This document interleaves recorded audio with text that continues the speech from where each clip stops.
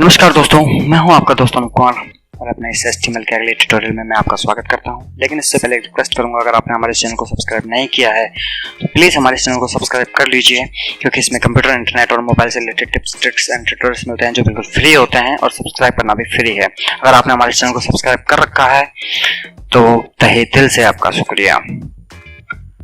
चलिए आगे बढ़ते हैं।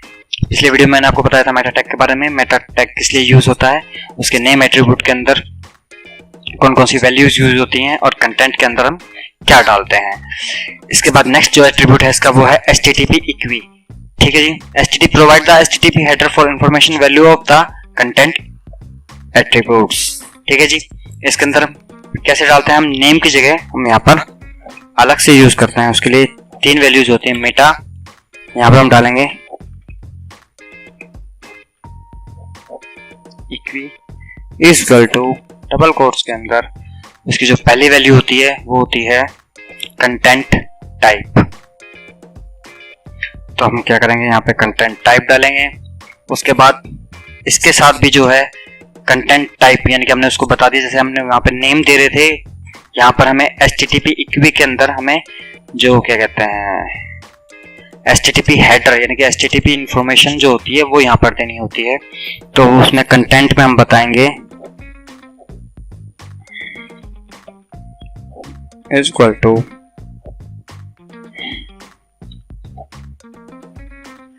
कंटेंट टाइप, यानी कि जो आपका कंटेंट है इस डॉक्यूमेंट का वो किस टाइप का है, क्या है। हमें तो पता है वो क्या टाइप है, लेकिन सर्च इंजन को थोड़ी ना पता है कि आपने वेबसाइट में जो कंटेंट यूज किया है उसका टाइप क्या है, वो किस लैंग्वेज में आपने यूज किया। तो हम बताएंगे भैया वो टेक्स्ट है, कि ये एक टेक्स्ट है ऑब्लिक HTML में मैंने बनाया है। सेमीकोलन लगाकर हम उसको बताएंगे इसका जो कैरेक्टर सेट है is equal to character set जो है इसका वो है UTF-8। ठीक है जी, सॉरी इसको बड़े में लिखना होता है UTF-8। ठीक है जी, कंट्रोल एस से हमने सेव कर दिया। कि जो टेक्स्ट है वो जो है ये जो इसका टेक्स्ट, ये टेक्स्ट है HTML के अंदर लिखा है, और जो इसका कैरेक्टर सेट है वो UTF-8 है। ठीक है जी, इसी को हम आगे कॉपी कर लेते हैं। नेक्स्ट जो इसका एट्रीब्यूट है वो है डिफॉल्ट स्टाइल, यानी कि जो स्टाइल है वो उसके साथ में अटैच आपने किया है कि नहीं किया है। उसके लिए हम इसको बताते हैं कि भैया हम इसको कह देते हैं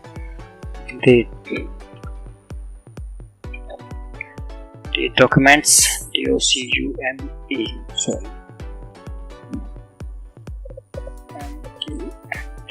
document कहाँ गया डॉक्यूमेंट्स।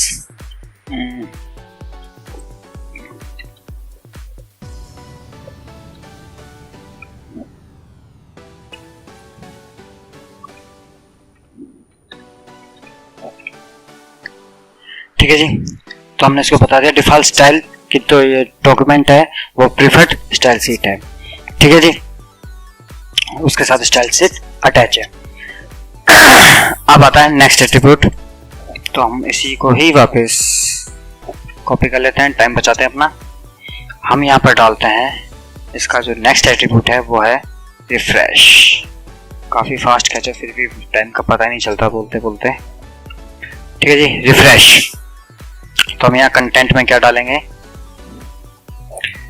यहाँ पर ये रिफ्रेश जब हम यूज करते हैं तो ये हमारे पेज को जो वेब पेज है उसको रिफ्रेश करता रहता है जितना टाइम हम कंटेंट के अंदर डालेंगे। कंटेंट का हम डालते हैं 400, तो ये 400 सेकंड के बाद में उसे रिफ्रेश कर देगा। हमें यहाँ पर थोड़ा सा देख के केयरफुली इसको यूज करना पड़ता है कि कोई यूजर अगर कोई काम कर रहा हो तो उसको कोई परेशानी ना हो। इसके लिए हम थोड़ा ज्यादा टाइम इसके ऊपर लेते हैं और उसके बाद में वो वेब पेज रिफ्रेश होता है, ताकि अगर मैं कोई नया कंटेंट अपडेट करूं तो वो उसके अंदर यानी कि कुछ नई चीज अपने वेब पेज पे अपलोड करूं तो वो रिफ्रेश होते के साथ ही वो चीज यूजर को दिखाई देने लगे। ठीक है जी, तो ये थे इसके अलग अलग एट्रीब्यूट्स। सॉरी, एक एट्रीब्यूट और रह गया, वो है चार्ट सेट। चार्ट सेट के बारे में मैंने आपको बता दिया। चार्ट सेट आप चाहे तो यहाँ पर यूज कर सकते हैं, नहीं तो आप अलग से उसको लगाकर भी यूज कर सकते हैं। फॉर एग्जाम्पल यूट्यूब पर मैं इसको ठीक करता हूँ और यहाँ से इसे हटा देता हूँ और इसके साथ में जो है चार्ट सेट को मैं यहाँ पर लगाकर इक्वल टू करके यहाँ पर बता सकता हूँ उसको कि UTF-8 जो है हमारा इसका वो करेक्टर सेट UTF-8 है हमारे जो वेब डॉक्यूमेंट है उसका। अगर आपने यहाँ पे लगा दिया है तो उसे यहाँ पर लगाने की जरूरत नहीं है। अगर आपने वहां पर नहीं लगाया है तब आप यहाँ पर इसे लगा सकते हैं। ठीक है जी। तो इन मेटा टैग को आप जितना बेहतर तरीके से डेवलप करेंगे, आप जितना बेहतर तरीके से यूज करेंगे, उतनी ही जल्दी आपकी जो वेबसाइट है वो बढ़िया बनेगी और उतनी ही जल्दी आपकी वेबसाइट जो है सर्च इंजन पर रैंक होने लगेगी, सर्च इंजन पर टॉप पर आने लगेगी। ठीक है जी। तो ये था हमारा मेटा टैग। मेटा टैग का जो HTTP इक्वी जो एट्रीब्यूट है और चार्ट सेट जो एट्रीब्यूट है उसके बारे में मैंने आज आपको बताया। उम्मीद करता हूँ आपको समझ में आया होगा। अगर नहीं समझ में आया तो प्लीज़ मुझे बताइए, मैं इसे दोबारा बनाऊंगा। अगर आपको ये वीडियो अच्छा लगा हो तो प्लीज़ लाइक कीजिए। नमस्कार दोस्तों, मैं हूँ आपका दोस्त अनूप कुमार और अपने इस HTML के अगले ट्यूटोरियल में मैं आपका वेलकम करता हूँ। इससे पहले आपसे रिक्वेस्ट करूंगा, अगर आपने हमारे इस चैनल को सब्सक्राइब नहीं किया है तो प्लीज़ हमारे इस चैनल को सब्सक्राइब कर लीजिए, क्योंकि इसमें कंप्यूटर, इंटरनेट, मोबाइल से related tips, tricks and tutorials मिलते हैं जो बिल्कुल फ्री होते हैं। तो आपको सब्सक्राइब कर लेना चाहिए। अगर आपको मेरे वीडियो अच्छे लगते हैं तो प्लीज़ लाइक कीजिए, कमेंट कीजिए और शेयर भी कीजिए। चलिए शुरू करते हैं आगे का वीडियो। अगला जो हमारा टैग है वो है marquee tag. The HTML marquee tag is used for scrolling pieces of text or image display either horizontally across or vertically down your web page या website page depending on the settings।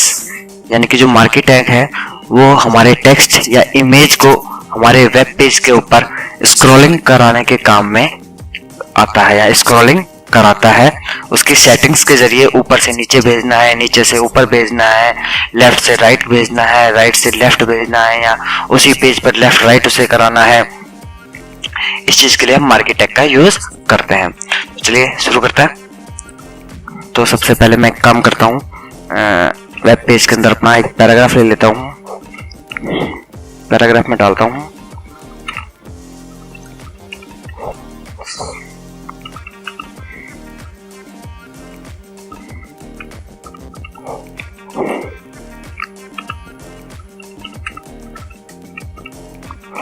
Channel और यहाँ पर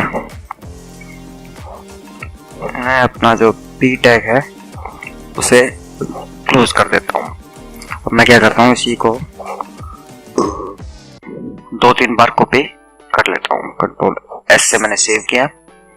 इसको run कराते हैं Firefox में। तो ये हमारा आ गया। इसको थोड़ा सा मैं जूम कर देता हूँ, आपको देखने में आसानी होगी। ठीक है जी, ये हमारा सिंपली टेक्स्ट आ चुका है।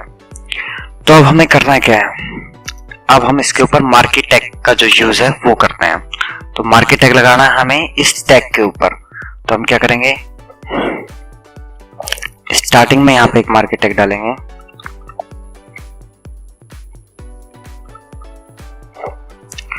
और एंड में एक जो है मार्की टैग को क्लोज कर देंगे।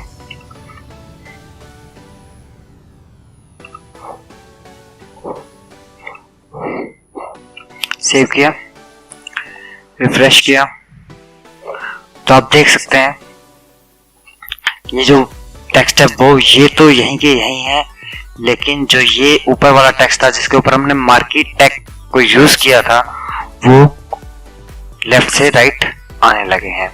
अगर हम चाहें तो हम मार्की टैग को जो है यहां से हटाकर यहां पर अगर अप्लाई करते हैं, कंट्रोल से सेव करते हैं, तो ये देखिए चारों के चारों जो टेक्स्ट हैं वो इस साइड से आने लग गए हैं। ठीक है, बाय डिफॉल्ट इसकी एक हाइट होती है, इसका एक लेंथ होती है जो पूरे के पूरे पेज पर लेता है। ठीक है, अब हम इसकी अलग अलग सेटिंग्स जो है वो कर सकते हैं। अभी जो बाय डिफॉल्ट सेटिंग है आप देख रहे हैं वो लेफ्ट से राइट से लेफ्ट की तरफ आ रहा है। तो हम क्या करेंगे, इसका पहला एट्रीब्यूट यूज करेंगे जो कि है डायरेक्शन।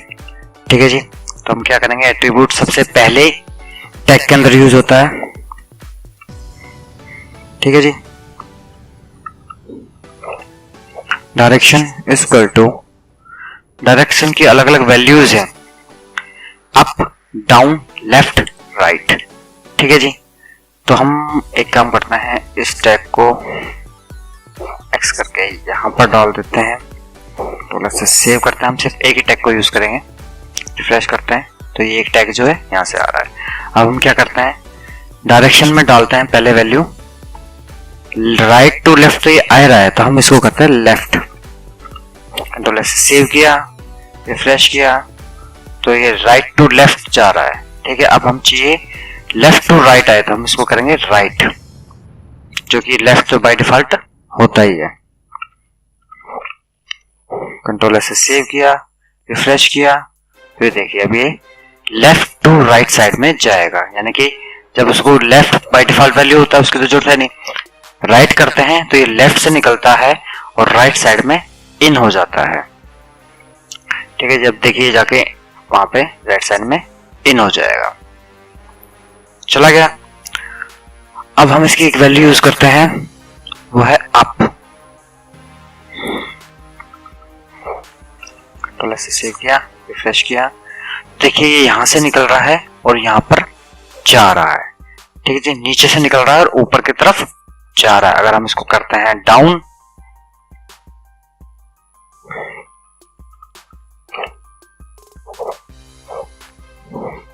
सेव किया, रिफ्रेश किया तो ये ऊपर से नीचे की तरफ आ रहा है। ठीक है जी, लेकिन इसकी बाय डिफॉल्ट एक हाइट होती है जो ये अपने आप सेट करता है, जिसे हम एट्रीब्यूट के जरिए बढ़ा सकते हैं। ठीक है जी, तो फिलहाल तो ये है इसका सबसे पहला एट्रीब्यूट डायरेक्शन, जो कि डिफाइन करता है डायरेक्शन को स्क्रॉलिंग का कंटेंट, यानी कि जो कंटेंट है उसको किस तरीके से स्क्रॉल कराना है हमारे को, ये डायरेक्शन के जरिए डिफाइन किया जाता है उसके एट्रीब्यूट के जरिए। जो दूसरा एट्रीब्यूट है वो है बिहेवियर। ठीक है जी, define the type of scrolling, यानी कि इसके अलग अलग वैल्यू है, स्क्रॉल, स्लाइड, अल्टरनेट। कैसे, अब हम एक काम करते हैं, यहाँ पे एक और एट्रीब्यूट यूज करते हैं, इसी पे डाउन वाले पे यूज कर लेते हैं, लेफ्ट राइट वाला तो ज्यादा हो जाएगा, डाउन वाले पे यूज कर लेते हैं। डायरेक्शन में हम डालते हैं बिहेवियर।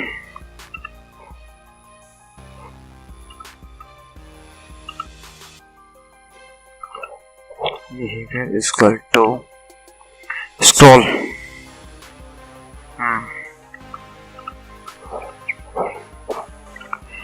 स्क्रॉल एक्चुअल में इसकी बाय डिफॉल्ट वैल्यू, इसका इफेक्ट इस पर नहीं पड़ेगा। क्यों? क्योंकि इस टाइम स्क्रॉल हो रहा है, यानी कि घूम रहा है, घूम घूम के फिर वापस ऊपर, वापस ऊपर, वापस ऊपर, वापस ऊपर, वापस ऊपर, ऐसे कर रहा है। ठीक है, तो हम क्या करेंगे, उसका दूसरा यूज करेंगे जो कि है स्लाइड।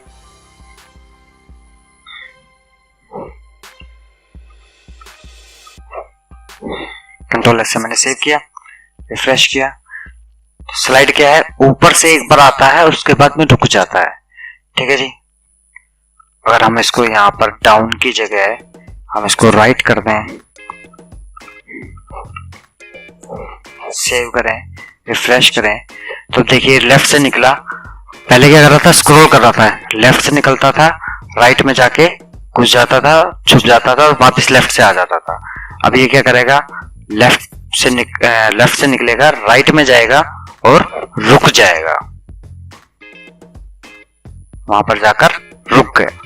ठीक है, तीसरा है इसका अल्टरनेट। अल्टरनेट क्या करता है, अभी दिखाते हैं आपको।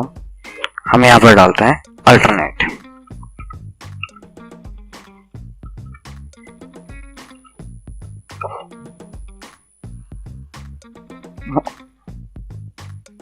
कंट्रोल Z, सॉरी,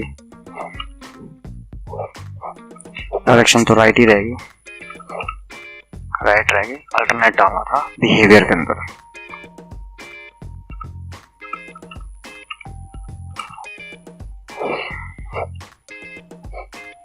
रिफ्रेश किया,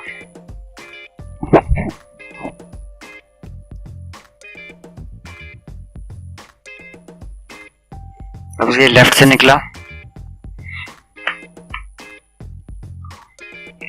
राइट पे गया और वापस राइट को टक्कर मारकर वापस लेफ्ट की तरफ आ गया।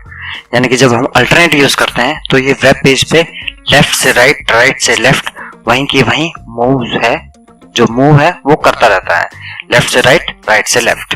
ठीक है जी, ये अलग अलग इसकी बिहेवियर है, जो कि स्क्रॉल बाय डिफॉल्ट होता है, स्लाइड एक साइड से निकलकर दूसरी साइड में रुक जाता है, अल्टरनेट एक साइड से निकलता है और फिर वापस वेब पेज पे लेफ्ट से राइट या अप से डाउन वो से करता रहता है। अब अगर मैं इसकी वैल्यू अप कर देता हूं, या इसको मैं अप कर देता हूं,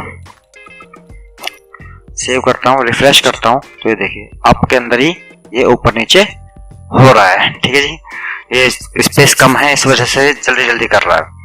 ठीक है, जो नेक्स्ट एट्रीब्यूट है वो है बीजी कलर। ठीक है जी, define the direction of the scrolling content. लगता है ये किसी का दूसरे का ले लिया मैंने।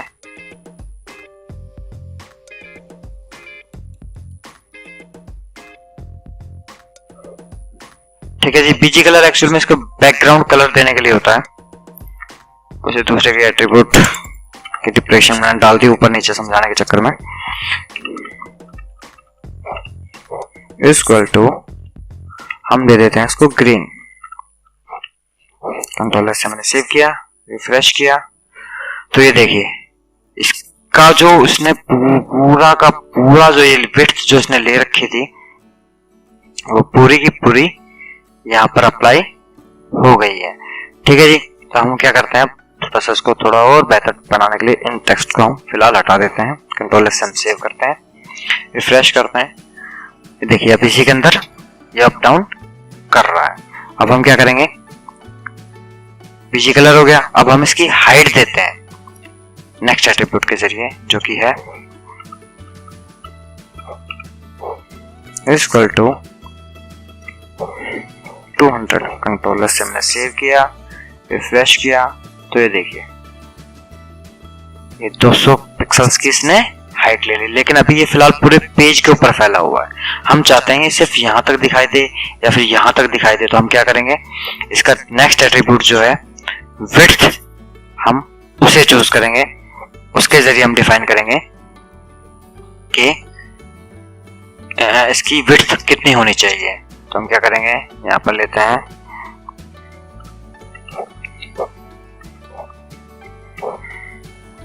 300 पिक्सल हम ऐसे कर देते हैं। कंट्रोल से मैंने सेव किया, तो ये देखिए 300 पिक्सल के अंदर आ गया। अगर मैं इसको 50 पिक्सल करता हूं तो क्या होगा, क्या हमारा टेक्स्ट भाग जाएगा? आपको लगता है कि जो 50 पिक्सल करते हैं ये यहाँ पर आ जाएगा तो ये बाकी का दिखाई नहीं देगा, लेकिन ऐसा नहीं होगा। हम इसे सेव करते हैं, रिफ्रेश करते हैं, ये देखिए उसने उसी के अंदर उस कंटेंट को जोड़ दिया है। ठीक है, उसने के अंदर ही उसको दिखाएगा।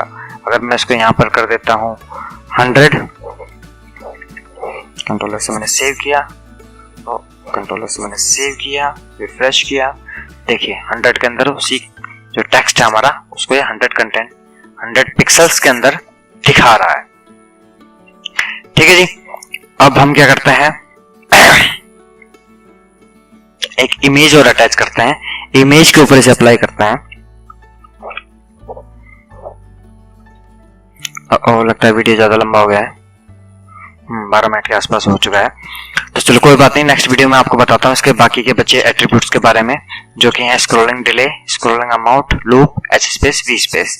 ठीक है जी, इस वीडियो में आपने डायरेक्शन के बारे में जाना, बिहेवियर के बारे में जाना, बीजी कलर के बारे में जाना, हाइट के बारे में जाना और विड्थ के बारे में जाना। ठीक है जी, नमस्कार दोस्तों, मैं हूं आपका दोस्त अमित कुमार और अपने इस HTML के अगले ट्यूटोरियल में मैं आपका स्वागत करता हूं। लेकिन इससे पहले रिक्वेस्ट करता हूं, अगर आपने हमारे इस चैनल को सब्सक्राइब नहीं किया है तो प्लीज़ हमारे इस चैनल को सब्सक्राइब कीजिए, क्योंकि इसमें कंप्यूटर, इंटरनेट और मोबाइल से related tips, tricks and tutorials मिलते हैं जो बिल्कुल फ्री होते हैं। तो आपको सब्सक्राइब कर लेना चाहिए, क्योंकि सब्सक्राइब करना भी बिल्कुल फ्री है। ठीक है जी, तो चलिए शुरू करते हैं आगे का वीडियो।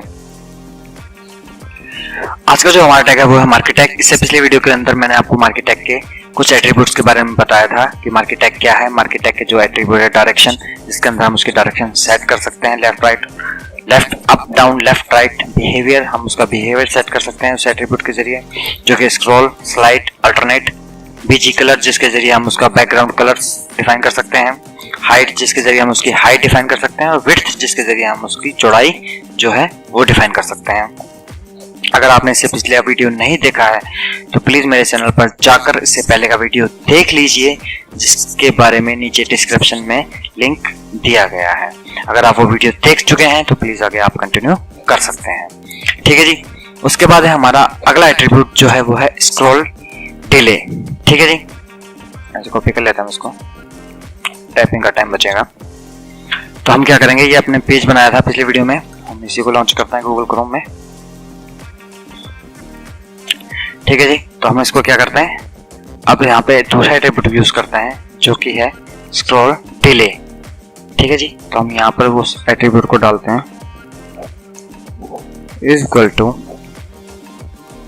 Scroll delay. एक्चुअल में उसकी स्पीड को डिले करता है। अगर मैं यहाँ पे अमाउंट डाल दूं 100, कंट्रोल एस से मैं इसको सेव करूं, और अभी आप यहाँ पे इसकी स्पीड देख सकते हैं क्या है। और मैं इसको जैसे ही रिफ्रेश करता हूं, 100 में कुछ खास फर्क नहीं पड़ रहा है। इस पे मैं इस पे डालता हूं 200, कंट्रोल एस से मैं सेव करता हूं, रिफ्रेश करता हूं, तो अब देखिए आप बहुत ज्यादा स्लो हो गया। अगर मैं इसको 500 कर दूं,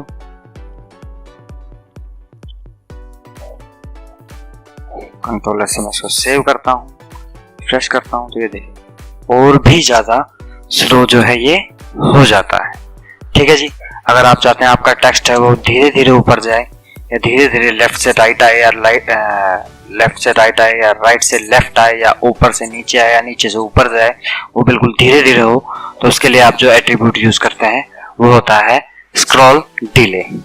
ठीक है जी। अब चलते हैं इसके नेक्स्ट एट्रीब्यूट पर, जो कि है स्क्रॉल अमाउंट। ठीक है, आप स्क्रॉल अमाउंट या स्क्रॉल डिले में से एक ही यूज कर सकते हैं।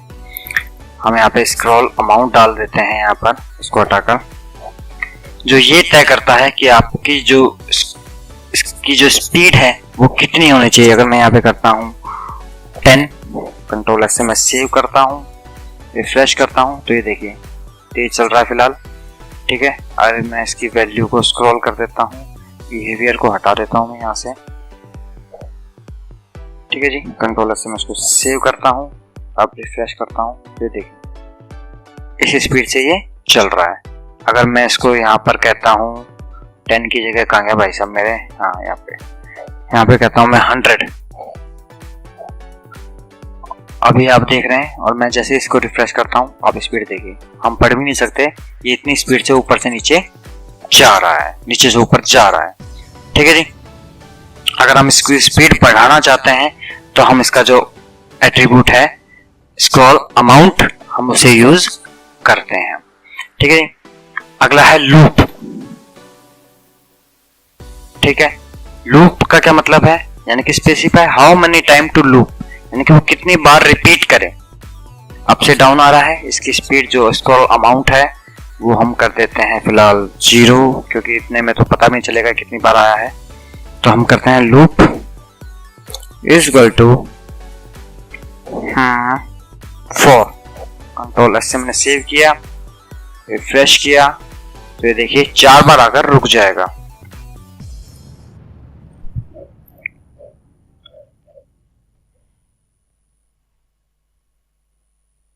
और ये लास्ट टाइम आएगा और उसके बाद में गायब। अब ये नहीं आ रहा है, यानी कि सिर्फ ये 4 बार ही शो होगा, उसके बाद में ये नहीं आएगा। ठीक है जी। ये था हमारा लूप एट्रीब्यूट। अगर हम चाहते हैं कि वो सिर्फ 4 बार या 5 बार या सिर्फ 10 बार ही सामने आए, उसके बाद वो सामने ना आए, तो उसके लिए हम लूप एट्रीब्यूट का यूज करते हैं। ठीक है जी। अब नेक्स्ट इसका जो है एट्रीब्यूट वो है H space, specify horizontal space around the market tag. तो हम क्या करते हैं, यहाँ पर एक पैराग्राफ का टैग ले लेते हैं। ठीक है जी, हेलो। और यही टैग एक हम नीचे ले लेते हैं,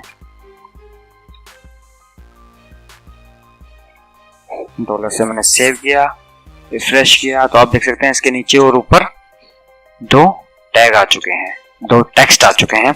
अब मैं क्या करूंगा, मैं यूज करूंगा इस पर लूप की जगह, यहाँ पे इसको हटा देते हैं, हम यहाँ पर यूज करेंगे h space is equal to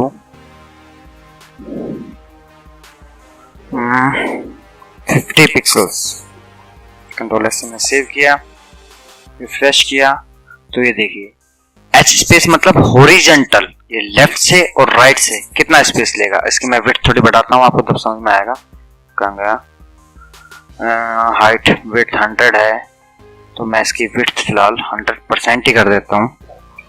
control S से सेव किया, रिफ्रेश किया, तो ये देखिए दोनों साइड से इसने जो स्पेस है वो 50-50 पिक्सल छोड़ दिया। अगर मैं यहाँ पे इसको 150 करता हूँ,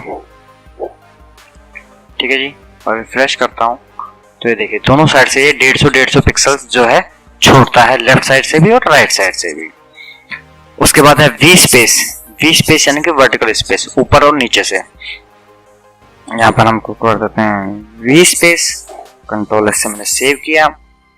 अभी इसके बीच में आप ये दो टेक्स्ट देख रहे हैं, ऊपर और नीचे। अब देखिएगा जैसे मैं इसको रिफ्रेश करता हूँ, ये देखिए ऊपर से और नीचे से दोनों साइड से इसने टेक्स्ट जो थे उनसे वर्टिकल स्पेस जो है वो 150 पिक्सल का लिया है, ठीक है जी।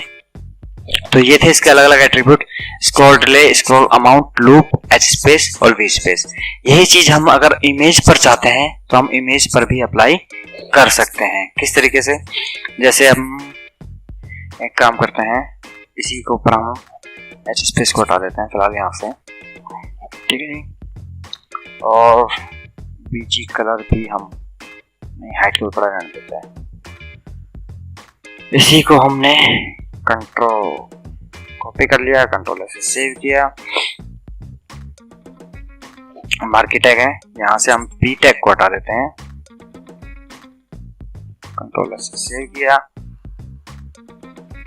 और इसको भी हटा दो यहाँ से, कंट्रोल सेव किया। अब यहाँ पर हम एक इमेज लगा देते हैं,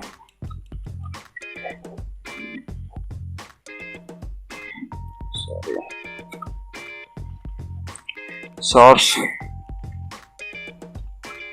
01.jpg नाम से वहां पर पड़ी हुई है, alt इक्वल टू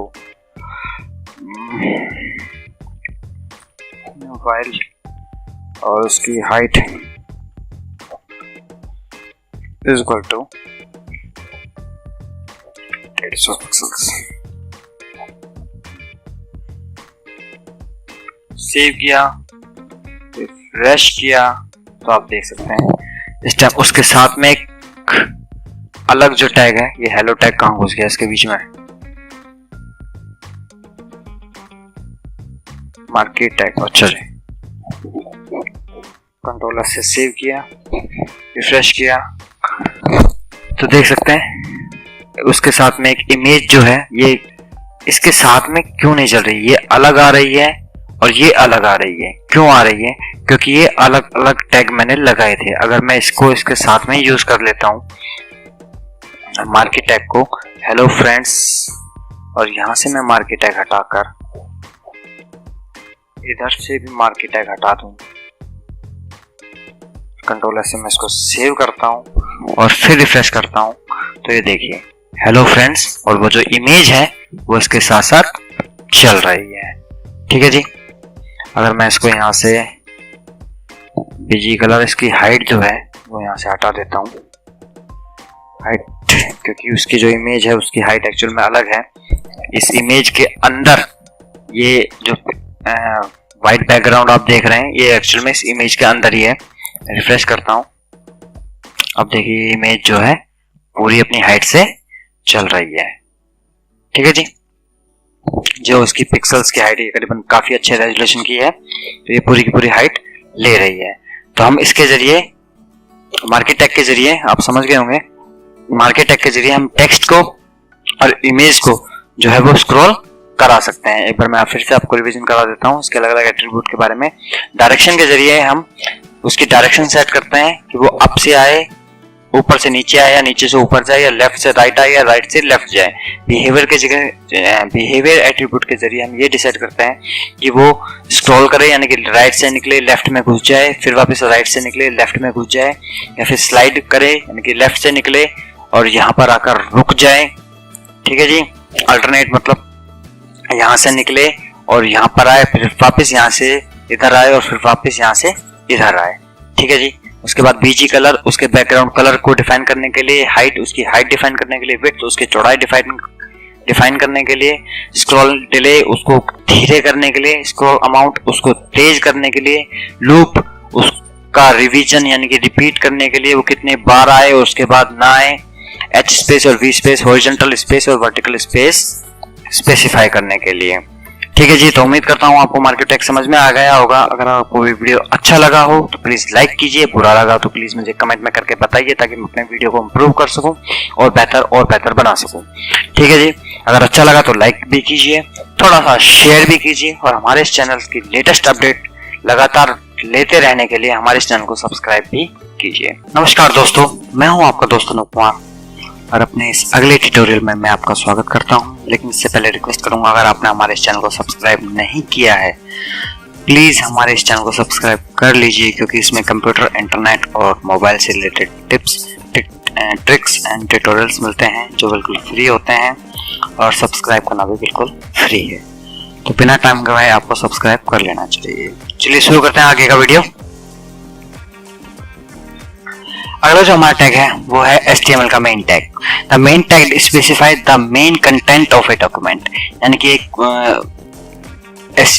बेसिकली अगर इसको देखा जाए तो ये यूजर के लिए नहीं, सर्च इंजन के लिए होता है, जो कि बताता है कि हमारा जो वेब पेज है इसका जो मेन कंटेंट है वो यहाँ से शुरू है और यहाँ पर खत्म है। The content inside the main element should be unique to the document, यानी कि जो यूनिक डॉक्यूमेंट के अंदर जो यूनिक चीज होती है उस चीज को हम मेन टैग के अंदर डालते हैं। It should not contain any content that is replaced across document such as sidebar, navigation link, copyright information, site logo and search form, यानी कि नेविगेशन बार वगैरह या साइड बार वगैरह, कॉपीराइट इंफॉर्मेशन, लोगोज, मेनू वगैरह, इन सब पे उसको use हम नहीं करते हैं। नीचे का फुटर वगैरह हम देखें तो उस पर हम इसको अप्लाई नहीं करते हैं। हम बेसिकली हम मेन जो चीज है सिर्फ उसी के ऊपर लगाते हैं और पूरे वेब पेज में सिर्फ एक बार ही यूज होता है। ठीक है जी। तो मैंने कुछ वीडियो छोटा रहा इसलिए पहले से कुछ टाइप करके रखा हुआ है, उसके बारे में बताता हूँ आपको। जैसे कि हमारा पेज है, इसको रन कर लेते हैं हम।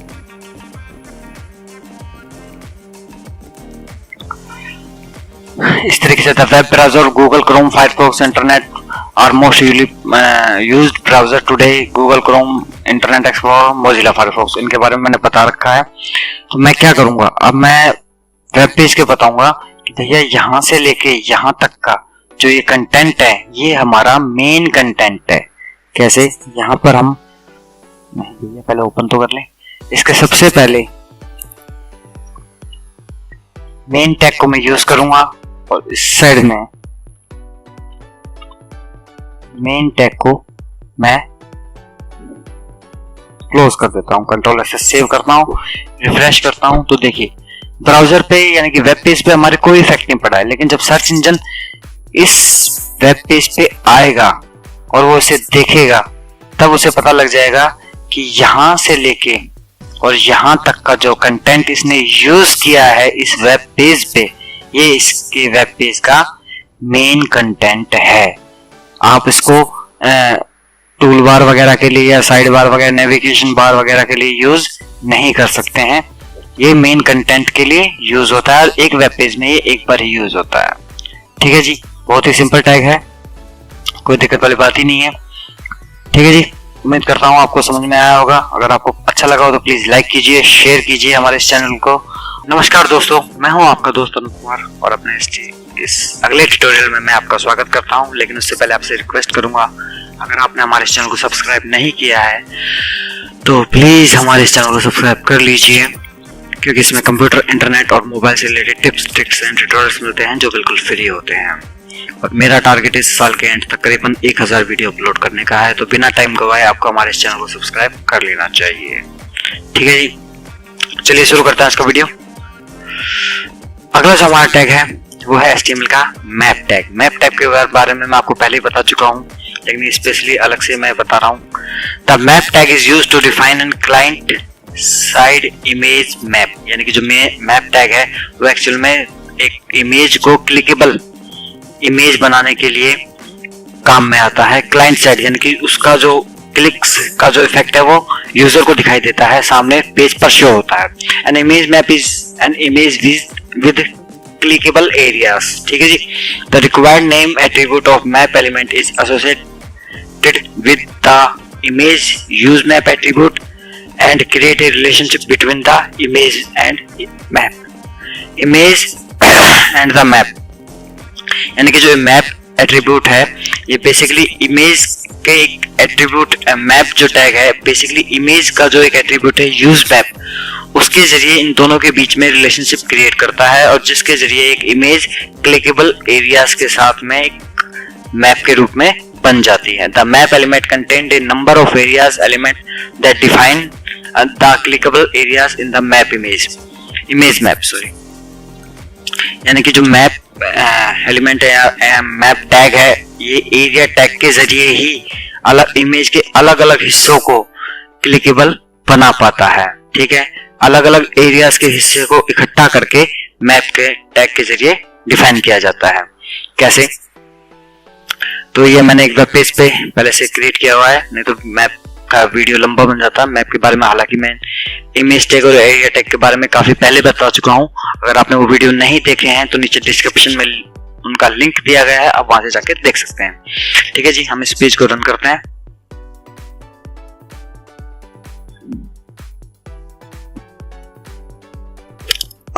ये एक इमेज मैंने लगाई हुई है, यहाँ पर अलग अलग ये है, एक स्क्वायर है, दो रेक्टेंगल है, एक स्क्वायर है, सर्कल है और एक रेक्टेंगल है। तो हम क्या करते हैं, मैंने इन दोनों की कोडिंग यहाँ पे डाली हुई है। तो हम क्या करेंगे, अब हम यहाँ पे एक मैप टैग यूज करेंगे और उस मैप टैग को यहाँ पर क्लोज कर देंगे। ठीक है जी, कंट्रोल से मैंने सेव किया, रिफ्रेश किया तो देखते हैं हमारे ये दो जो चीजें क्लिक नहीं हो रही। क्यों नहीं हो रही? क्योंकि हमने इसका एक एट्रीब्यूट यूज नहीं किया है। हमने यहाँ पे बता तो दिया इसको कि भैया आपको ये जो चीज है मैप बनानी है, लेकिन हमने इसको ये थोड़ी ना बताया है कि किस इलाके में आपको मैप बनाना है, किस इमेज को आपको मैप है वो बनाना है। तो हमने यहाँ पे इमेज लगाई हुई है, इसके अंदर इसका एक एट्रीब्यूट यूज किया है यूज मैप, जो कि इमेज टैग के साथ यूज होता है और हैश के साथ उसका नाम दिया जाता है। अब हम मैप के अंदर एक इसका एट्रीब्यूट यूज करेंगे, वो है नेम। नेम के अंदर हम क्या डालेंगे, नेम इज इक्वल टू, हम यूज मैप में जो नाम देते हैं इमेज का वो हमें यहाँ पर डालना पड़ता है। तो हम यहाँ पर डालेंगे मैप। अगर यहाँ पर होता ABCDEFGH XYZ जो कुछ भी नाम होता तो हम वो नाम यहाँ पर डालते। उस नाम को डालने के बाद में इसे पता लग जाता है कि जो मैप है ये इमेज, जिस इमेज को चूज करना चाहता है वो इमेज एक्चुअल में है कौन सी इमेज है। उसके अंदर और भी तो काफी सारी इमेजेस हो सकती हैं, जरूरत है ना इस वेब पेज में सिर्फ एक ही इमेज हो, अलग काफी सारी इमेजेस हो सकती हैं। तो हम उस इमेज को अंदर बताते हैं कि भैया आपको ये वाली इमेज है जिसे मैप बनाना है, और मैप को पता लग जाता है कि भैया ये वाली इमेज है जिसे मैंने मैप में कन्वर्ट करना है। कंट्रोल से मैंने इसको सेव किया। अब इसे रिफ्रेश करते हैं, ये देखिए ये सिस्टम क्लिक हो रहा है। ठीक है जी, अलग अलग क्लिकेबल एरियाज में ये क्लिक हो रहा है। ठीक है जी, तो ये है हमारा इमेज को मैप बनाने के लिए जो मैप टैग है उसके बारे में। ठीक है, उम्मीद करता हूँ आपको समझ में आया होगा मैप टैग के बारे में। हालांकि मैं इसको डिटेल से और भी डिटेल से मैं बता चुका हूँ। अगर आप चाहें तो एरिया टैग को देख सकते हैं और इमेज जो टैग है उसके बारे में बताया हुआ है, वो आप उसे वीडियो को भी देख सकते हैं। जय हिंद दोस्तों, मैं हूं आपका दोस्त अनुप कुमार और अपने इस अगले ट्यूटोरियल में मैं आपका स्वागत करता हूं। लेकिन इससे पहले एक रिक्वेस्ट करूंगा, अगर आपने हमारे चैनल को सब्सक्राइब नहीं किया है तो प्लीज़ हमारे चैनल को सब्सक्राइब कर लीजिए, क्योंकि इसमें कंप्यूटर, इंटरनेट और मोबाइल से related tips, tricks and tutorials मिलते हैं जो बिल्कुल फ्री होते हैं, और सब्सक्राइब करना भी बिल्कुल फ्री है। तो बिना टाइम गवाए आपको सब्सक्राइब कर लेना चाहिए। और एक रिक्वेस्ट और करूंगा, अगर आपको हमारे वीडियो अच्छे लगते हैं तो प्लीज़ लाइक भी कीजिए, नीचे कमेंट भी कीजिए और थोड़ा सा शेयर भी कीजिए। अगर आपको मेरे वीडियो बुरे लगते हो तो भी मुझे आप बता सकते हैं, मैं अपने वीडियो को इम्प्रूव जरूर करूंगा और भी बेहतर बनाकर आपके सामने पेश जरूर करूंगा। ठीक है जी, तो शुरू करते हैं आगे का वीडियो। आज का जो हमारा टैग है वो है HTML का mark tag. The mark tag define marked text used to mark tag is if you want to highlight part of your text.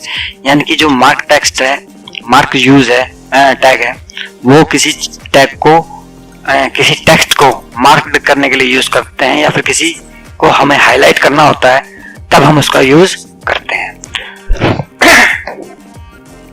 ठीक है जी, सॉरी, चलिए देखते हैं कैसे।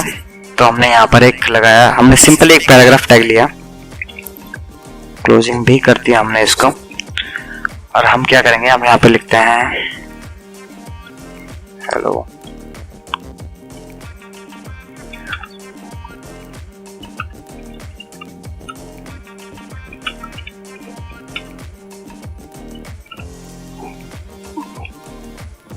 ठीक है जी, तो अब मैं क्या करूंगा, इसको सिंपली रन करता हूं।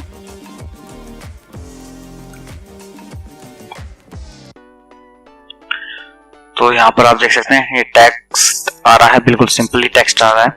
मैं क्या करूंगा, मैं इसके लिए यूज करूंगा यहाँ पर मार्क टैग। मैं चाहता हूँ अनूप कुमार जो है वो थोड़ा हाईलाइट हो, मैंने मार्क टैग यहाँ पे यूज किया। ठीक है, और मैंने मार्क टैग को क्लोज कर दिया। कंट्रोल से रिफ्रेश करते हैं तो आप देखिए अनूप कुमार जो है हाईलाइट हो रहा है, अलग से ही हाईलाइट हो रहा है।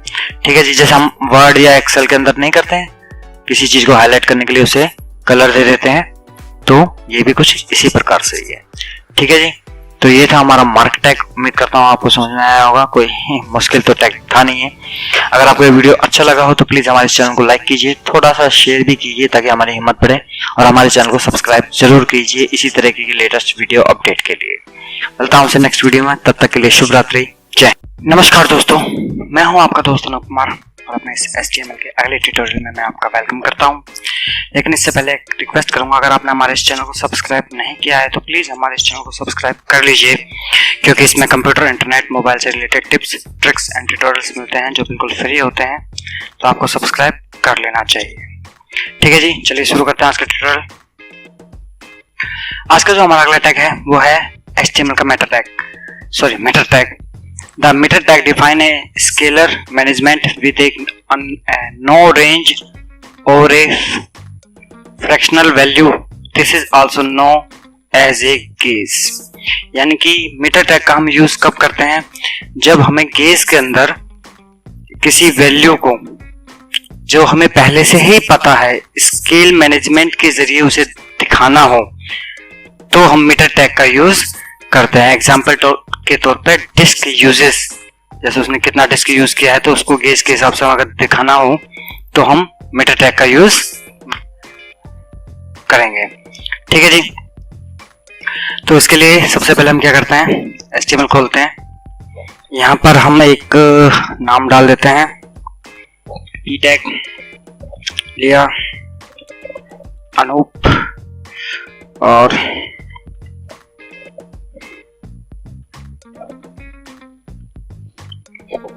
स्कोर, और यहाँ पर हमारा पी टैग क्लोज हो गया।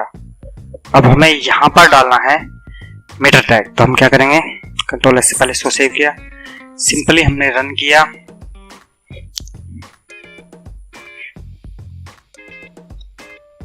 तो ये कुछ इस तरीके से दिखाई देगा।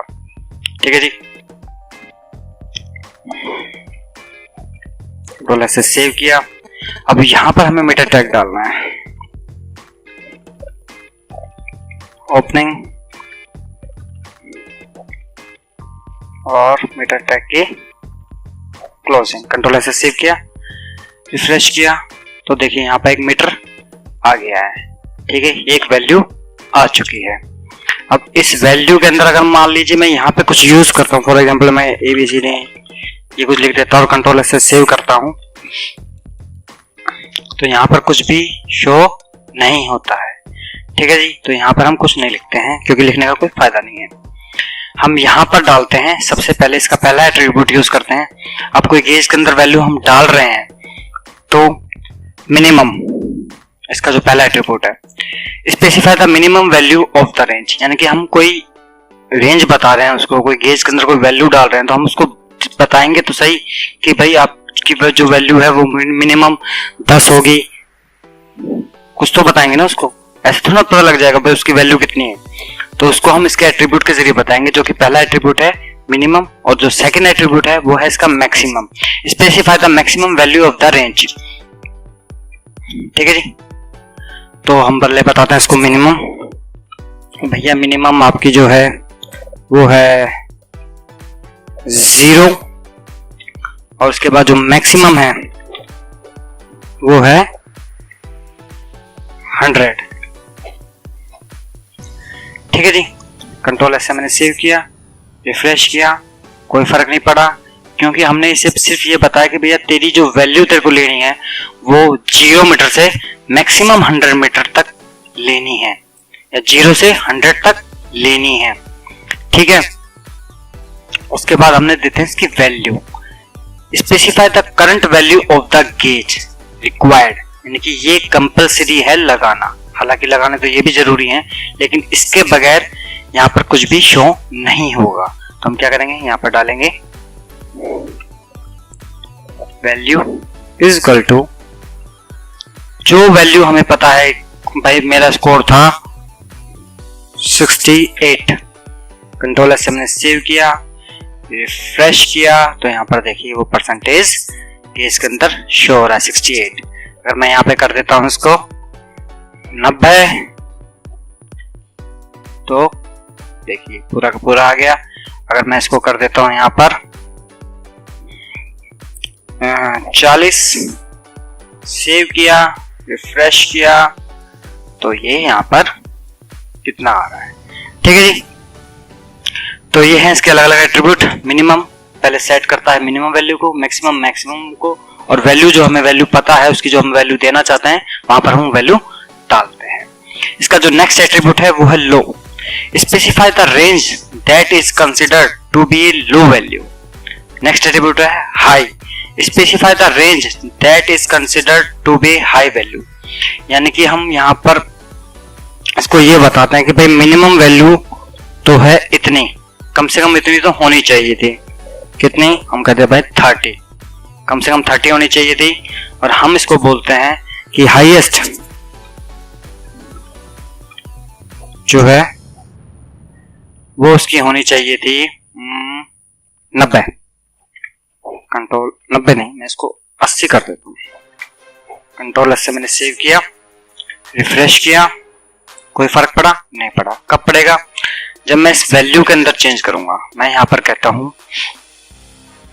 कि भैया यहाँ पर इसकी वैल्यू डाल दो तुम 20। कंट्रोल से मैंने सेव किया, रिफ्रेश किया तो ये देखिए पहले अगर मैं 20 कर रहा था, 10 90 कर रहा था तो उस पर कोई फर्क नहीं पड़ रहा था, लेकिन 30 से नीचे की वैल्यू अगर मैं यहाँ पे 29 भी करता हूं तो ये हमारी मिनिमम जो लोवेस्ट वैल्यू है उससे नीचे है, तो इसके लिए इसका कलर ये चेंज कर देता है, यानी कि ये उसकी रिक्वायरमेंट से नीचे है। और अगर मैं यहाँ पे कर देता हूँ इसकी 81, कंट्रोल से मैं सेव करता हूँ, रिफ्रेश करता हूँ तो भी ये पीली ही रहेगी, इसका कलर येलो ही रहेगा। क्यों, मैं इसको आपको थोड़ा जूम करके दिखाता हूँ, शायद आप देख ना पा रहे हो। तब भी इसका कलर येलो ही रहेगा, क्योंकि जो हाई और लो और हाई हमने जो डिफाइन किए हैं उसके, अगर उससे अलग कोई वैल्यू यहाँ पे होती है, उसके बीच में अगर 30 से लेके 80 के बीच में कोई वैल्यू होगी तो वो ग्रीन रहेगी, चाहे वो 30 ही क्यों ना हो। कंट्रोल से मैं सेव करता हूँ, ये देखिए 30 होते के साथ ही अगर मैं इसको 80 कर दूंगा तो भी ये ग्रीन ही रहेगी, यानी कि जो हमने वैल्यू डिफाइन करी है ये उसके अंदर आ रहा है, जितनी हम रिक्वायरमेंट है वहां तक ये आ रहा है। आपने देखा होगा आपकी हार्ड डिस्क जब फुल होने लगती है तो उसका रेड कलर आ जाता है, आपकी पेन ड्राइव जब फुल होने लगती है तो उसका रेड कलर आ जाता है। तो वो हाई वैल्यू उसकी डिफाइन की गई होती है कि भाई इस जीबी से ऊपर अगर जाता है तो ये रेड कलर शो करे। ठीक है जी। ठीक इसी तरीके से इसके अंदर हमने डिफाइन कर सकते हैं लो मिनिमम इतनी होनी चाहिए गेज, और हाई गेज जो है इतना होना चाहिए, और इसकी वैल्यू जो है वो इतनी है। तो वो किस तरीके से शो होगी वो उस पेज पर दिखाई देता है। ठीक है जी। नेक्स्ट है optimum. Specify the value is the optimum value for the gauge, यानी कि ऑप्टिमम के अंदर हम वो वैल्यू डिसाइड करते हैं जो श्रेष्ठ वैल्यू है, यानी कि जो परफेक्ट है। जैसे हम ये कह सकते हैं जैसे पासिंग मार्क्स होता है 30 से नीचे 33 आता है किसी का तो वो पासिंग मार्क हो जाता है। ठीक है। और 40 जाता है 50 जाता है या और कुछ जाता है तो हम कहते हैं भाई 50 तक आया है तो मतलब ठीक है। तो हम यहाँ पर एक ऑप्टिमम वैल्यू ले लेते हैं इसकी,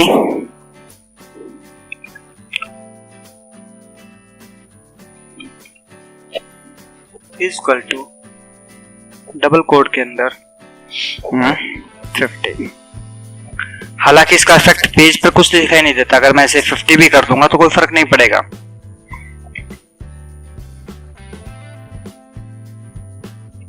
लेकिन इसका जो इफेक्ट है वो अंदर PHP के अंदर जब ये स्कोर सबमिट होता है किसी फॉर्म वगैरह के साथ हम इसे सबमिट करते हैं तब उसका इफेक्ट वहां पर दिखाई देता है। ठीक है जी। उसके बाद में इसका जो नेक्स्ट एट्रीब्यूट है वो है form. Specify one or more form that meter element belong to, यानी कि मान लीजिए आपने कोई फॉर्म टैग बनाया हुआ है, कोई फॉर्म लगाया हुआ है यहाँ पर फॉर्म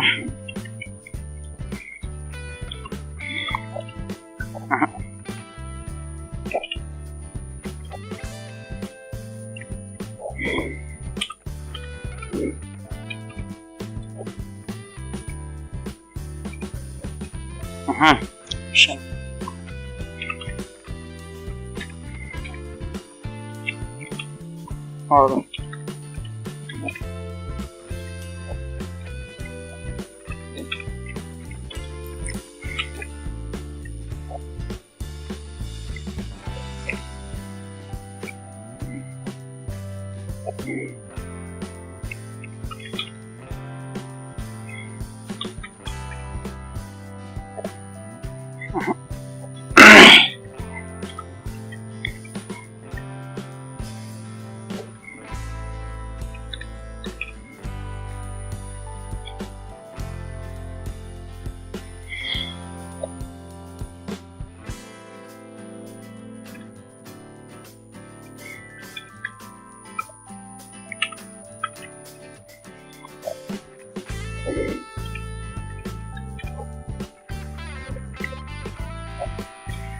रिफ्रेश किया तो यहाँ पर एक नेम आ गया, सबमिट आ गया। सबमिट के बीच में एक थोड़ा ब्रेक दे देते हैं हम यहाँ पर, टैग लगा दे, कंट्रोल F से रिफ्रेश किया, नीचे आ गया।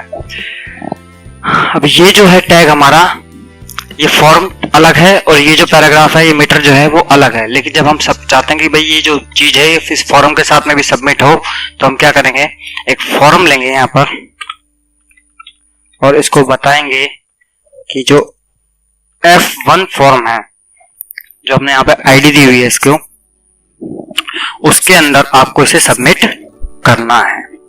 ठीक है जी। तो जब हम इसे सबमिट करेंगे फ्रेश करके तो इस वैल्यू को भी ये सबमिट कर देगा इसी के साथ में। ठीक है जी। फॉर एग्जांपल के तौर पे मैं आपको दिखाता हूँ, इसमें एक एट्रीब्यूट और जो जोड़ लेते हैं हम, यहाँ पे डाल देते हैं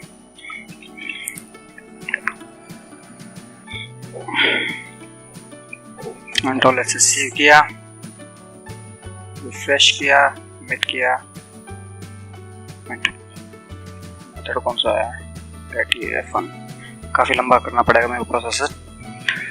तो ठीक है जी। तो फॉर्म टैग जो है वो किसी फॉर्म के साथ अटैच करने के लिए हम यूज करते हैं, उसके अंदर हम उसकी जो आईडी होती है फॉर्म की वो हम डाल देते हैं।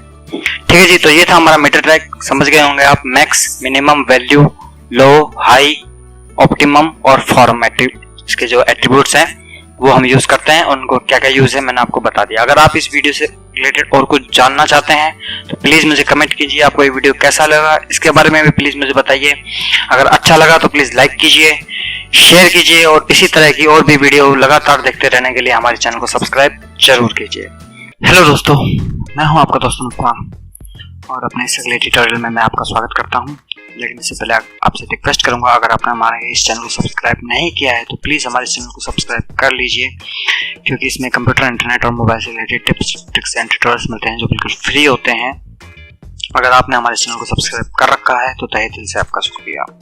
चलिए शुरू करते हैं आज का ये वीडियो।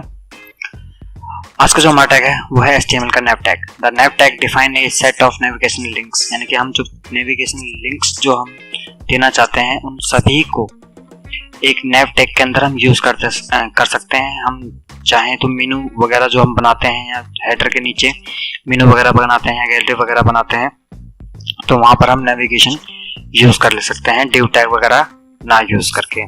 ठीक है जी, तो उसके लिए हम क्या करेंगे, तो हम सबसे पहले यहाँ पर एक नैव टैग लेते हैं। ठीक है जी, और इस नैव टैग को हम क्लोज कर देते हैं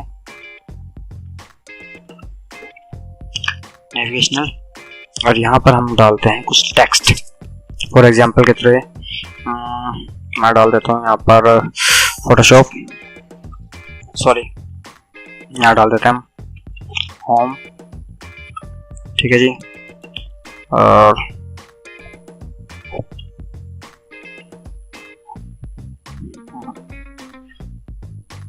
होम डाल दिया हमने यहाँ पर, और क्या करते हैं हम,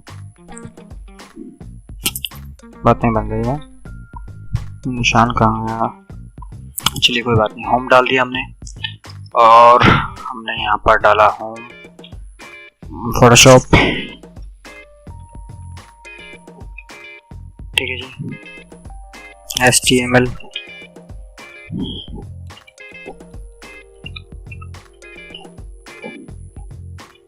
ठीक है जी, इसको हम रन कराते हैं।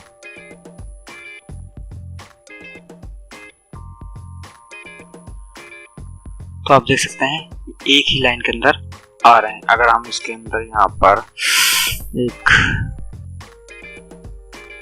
सिंपली मार्क लगा देते हैं, यहाँ पर एक मार्क लगा दिया, स्पेस, यहाँ पर एक मार्क लगा दिया, स्पेस, एक स्पेस, यहाँ पर एक कंट्रोल+N ने इसको सेव किया, कंट्रोल+N ने सेव किया, रिफ्रेश किया, तो आप देख सकते हैं ये अलग अलग बिल्कुल एक जैसे मेनू दिखाई देता है।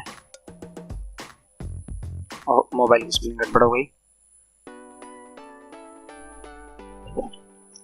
मोबाइल सेव किया, रिफ्रेश किया, तो आप देख सकते हैं ये बिल्कुल जैसे आपके मेनू आइटम आते हैं उसी तरीके से आ रहा है। आप चाहें तो इसके साथ लिंक टैग यूज कर अपने वेब पेज वगैरह को कनेक्ट भी इससे कर सकते हैं। ठीक है जी, कैसे, अब मैं यहाँ पे एक लिंक टैग यूज करूंगा, ओपनिंग करूंगा और यहाँ पर डालूंगा इक्वल टू सिर्फ दबाकर हैश, और मैं इसे कॉपी कर लेता हूँ, Ctrl+C, Ctrl+V,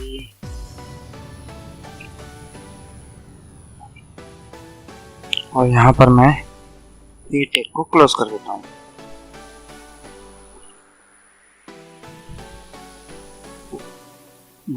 सॉरी,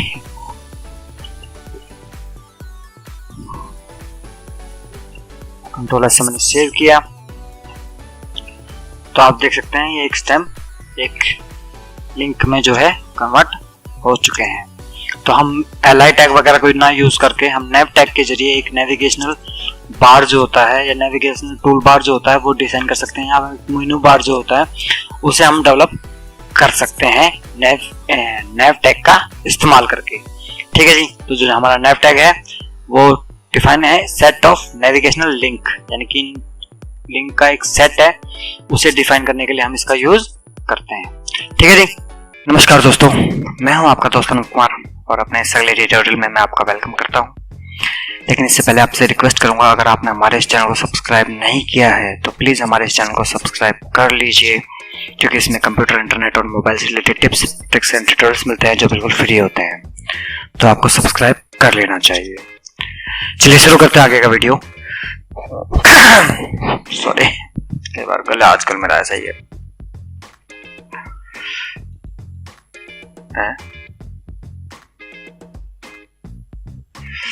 शुरू करते हैं आगे का वीडियो। जो हमारा अगला टैग वह है, सॉरी, जो हमारा अगला टैग है वो है OL tag. The OL tag define an order list. An order list can be numerical or alphabetical. ठीक है जी। Use the LI tag to define list item, यानी कि हमारी जो ये टैग है, एक मिनट ये मैं हटा देता हूँ, मेनू टैग की जगह हम इसको कर देते हैं OL टैग। कंट्रोल से मैंने इसको सेव किया, मैंने इसको हटा दिया। ठीक है जी।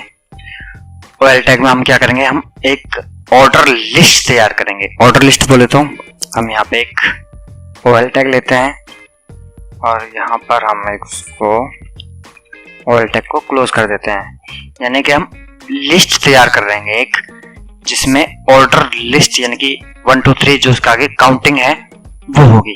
देखिए कैसे हम यहाँ पर एक लिस्ट बनाते हैं। OL टैग के अंदर हम LI टैग का यूज करते हैं, जो कि उसकी लिस्ट जो है क्रिएट करता है। जैसे कि मैं बताता हूँ यहाँ पर Anoop Kumar, LI tag close.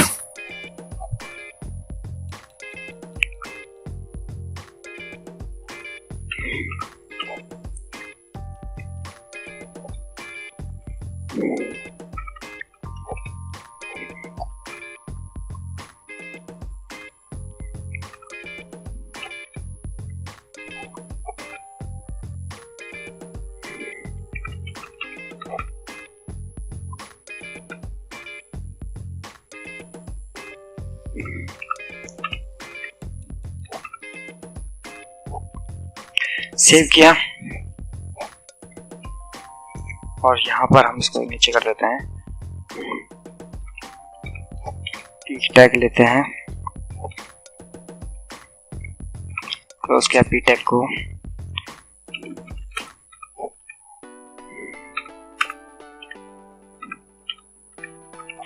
Students, name of students, run कराते हैं इसको। तो देख सकते हैं यहाँ पर नेम ऑफ स्टूडेंट आया, पहले नंबर पे अनूप कुमार, दूसरे पे ये, तीसरे पे ये, चौथे पे ये, पांचवे पे, छठे पे। ठीक है जी। यानी कि ऑर्डर लिस्ट जो है हमें एक ऑर्डर के अंदर लिस्ट प्रोवाइड कराती है। लिस्ट टैग के जरिए हम उस लिस्ट को डिफाइन करते हैं, ऑर्डर टैग के OL के जरिए हम उसको एक नंबर देते हैं। 1 2 3 4 5 6 7 8, जितने आगे तक आपकी लिस्ट होगी उतने नंबर हम इसे देंगे। बाय डिफॉल्ट इसने एक नंबर दिए। अगर हम चाहते हैं इसको कुछ और देना तो हम इसके अलग अलग एट्रीब्यूट्स को यूज करके दे सकते हैं। ठीक है जी। पहला है टाइप, तो हम क्या करेंगे, यहाँ पे पहला एट्रीब्यूट यूज करेंगे इसके साथ में, type is equal to, by default इसका जो नंबर होता है, यानी कि टाइप हमने दिया है इसको 1, कंट्रोल से हमने सेव किया, ये इसकी बाय डिफॉल्ट होती है, यानी कि 1 2 3 4 5 6। ठीक है जी। यानी कि हमें नंबरिंग वाइज ये प्रोवाइड कराता है, हमें नंबर प्रोवाइड कराता है। अगर हम यहाँ पर देते हैं A, तो जो अल्फाबेट जो होता है हमारे ABCD, ये उसमें हमें अवेलेबल कराएगा ABCDEF। लेकिन यहाँ पर आपने ध्यान दिया हो मैंने छोटा A दिया है, तो ये जो है लोअर केस वाले जो अल्फाबेट्स है उनको यूज करेगा। अगर मैं यहाँ पे दे देता हूँ कैप्स में A, तो अभी देखिए ABCDEF, यानी कि ये जो अपर केस जो होते हैं उन अल्फाबेट्स को यूज करते हुए हमें एक लिस्ट प्रोवाइड कराएगा। अगर मैं यहाँ पर देता हूँ कैप्स में I, यानी कि जो रोमन नंबर जो होते हैं, रोमन काउंटिंग जो होती है, अब ये उसे यूज करेगा। ये देखिए 1 2 3 4 5 6। ठीक है जी। अगर मैं यहाँ पर देता हूँ छोटा I, सॉरी छोटा आई, तो ये जो लोअर केस में रोमन नंबर जो होते हैं उनको प्रोवाइड कराएगा। ये देखिए छोटे में 1 2 3 4 5 6, ठीक है। तो टाइप के अंदर हम ये डिफाइन कर सकते हैं कि हमें जो ये नंबर है, ऑर्डर जो है इस लिस्ट का, वो कैसे देना है। 1 2 3 देना है, लोअर केस में ABCD देना है, अपर केस में ABCD देना है, रोमन के अंदर लोअर केस में 1 2 3 देना है या अपर केस में 1 2 3 देना है, वो जो है हम टाइप के अंदर डिफाइन करते हैं, ठीक है जी। तीसरा जो है वो है इसका रिवर्स्ड, ठीक है जी। रिवर्स्ड को यहीं से हम क्या करते हैं, अब यहाँ पर हम डालते हैं 1, टाइप इक्वल टू 1, और यहां पर करते हैं हम इसको रिवर्स्ड।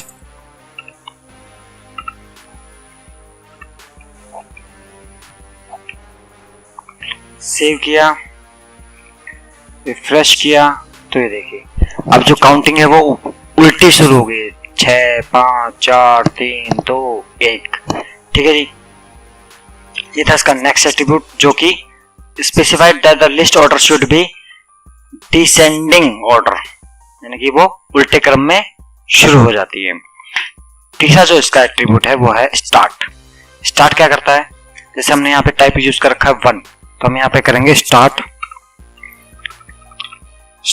इक्वल टू, हम चाहते हैं कि उसकी जो काउंटिंग है एक वाली वो 20 के बाद से शुरू हो। तो हमने कंट्रोल से सेव किया, रिफ्रेश किया, तो यहाँ देखिए सॉरी ये रिवर्स हो रखा है, तो यहाँ पे इसको रिवर्स को फिलहाल हम हटा देते हैं। कंट्रोल से हमने इसको सेव किया, रिफ्रेश किया, देखिए 20 21 22 23 24 25, जो इसकी जो नंबर है वो 20 के बाद से शुरू होगा। अगर हम यहाँ पे 50 कर देंगे तो ये 50 से शुरू हो जाएगा, ठीक है जी। लेकिन अगर हम यहाँ पे 20 करते हैं 20 नहीं, अगर हम यहाँ पे 50 कर देते हैं, और 50 करके अगर हम यहाँ पे A करते हैं, कंट्रोल से हमने सेव किया, रिफ्रेश किया, तो देखिए 15 के बाद OPQRST से ये शुरू हो जाता है। अगर हम यहाँ पे रोमन नंबर कर देते हैं और फिर सेव करते हैं, तो रोमन नंबर में जो 15वां नंबर जो होगा वहां से ये उसे शुरू कर देता है, ठीक है जी। तो ऑल टैग को आप समझ गए होंगे कि एक ऑर्डर लिस्ट को तैयार करने के लिए हम OL टैग का यूज करते हैं, और उस लिस्ट को बनाने के लिए हम LI टैग का यूज करते हैं, और इसके अलग अलग एट्रीब्यूट टाइप के जरिए हम इसको डिफाइन करते हैं कि हमें क्या चाहिए। ABCD चाहिए, छोटे में चाहिए, बड़े में चाहिए, या रोमन नंबर में चाहिए, छोटे में चाहिए, बड़े में चाहिए, या फिर नंबर वाइज हमें चाहिए 1 2 3 चाहिए, हम टाइप के जरिए डिफाइन करते हैं। 1 2 3 जो है वो बाय डिफॉल्ट सेट रहता है। रिवर्स के अंदर वो जो है वो रिवर्स हो जाता है, उल्टा शुरू कर देता है 6 5 4 3 2 1, और स्टार्ट के जरिए हम चाहते हैं कि यहाँ से ये उस स्टार्ट करे काउंटिंग, यहाँ से स्टार्ट करे, नंबर यहाँ से स्टार्ट करे, तो स्टार्ट के अंदर हम उस चीज को डिफाइन करते हैं, ठीक है जी। तो ये था हमारा OL टैग। उम्मीद करता हूँ आपको समझ में आया होगा, आपको पसंद आया होगा। अगर आपको पसंद आया तो प्लीज लाइक कीजिए, शेयर कीजिए, और हमारे चैनल की लेटेस्ट वीडियो अपडेट के लिए आप हमारे चैनल को सब्सक्राइब जरूर कीजिए। अगर आप हमारे चैनल को सब्सक्राइब कर चुके हैं तो तहे दिल से आपका शुक्रिया। नमस्कार दोस्तों, मैं हूं आपका दोस्त अनुप कुमार, और अपने इस HTML के अगले ट्यूटोरियल में मैं आपका वेलकम करता हूं। लेकिन उससे पहले आपसे रिक्वेस्ट करता हूं, अगर आपने हमारे इस चैनल को सब्सक्राइब नहीं किया है तो प्लीज़ हमारे इस चैनल को सब्सक्राइब कर लीजिए, क्योंकि इसमें कंप्यूटर, इंटरनेट और मोबाइल से related tips, tricks and tutorials मिलते हैं जो बिल्कुल फ्री होते हैं, और सब्सक्राइब करना भी बिल्कुल फ्री है। तो आप सब्सक्राइब कर सकते हैं। अगर आपने सब्सक्राइब कर रखा है तो तहे दिल से आपका शुक्रिया। चलिए आगे बढ़ते हैं। अगला जो हमारा टैग है वो है ऑप्शन टैग। अगर आपने इससे पहले की वीडियो नहीं देखे हैं तो प्लीज आप मेरे चैनल पर जाकर वो वीडियो देख लीजिए। वीडियो के नीचे डिस्क्रिप्शन में उनका लिंक दिया गया है, आप वहां से जाकर उन वीडियो को देख सकते हैं। अगर आप देख चुके हैं तो आप आगे कंटिन्यू कर सकते हैं, ठीक है जी। हमारा है अगला टैग जो है वो है option tag. The option tag define an option in A select list. Option element को इनसाइड ए सेलेक्ट और data list element. Attribute data list के बारे में आपको ऑलरेडी पहले बता चुका हूं, मैं सेलेक्ट के साथ में से लेके चलूंगा, ठीक है जी।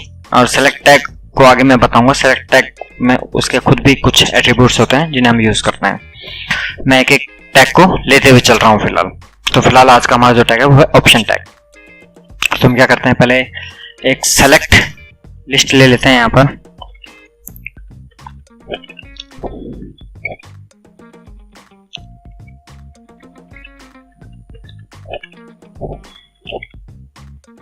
ठीक है जी, क्लोज कर दिया।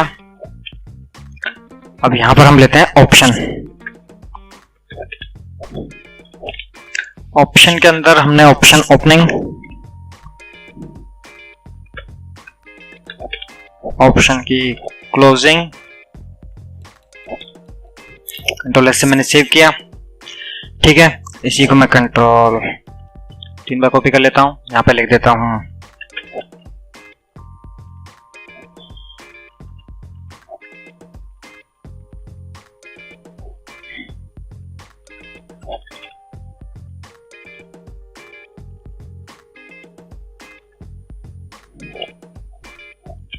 सेव किया। रन कराते हैं गूगल क्रोम में।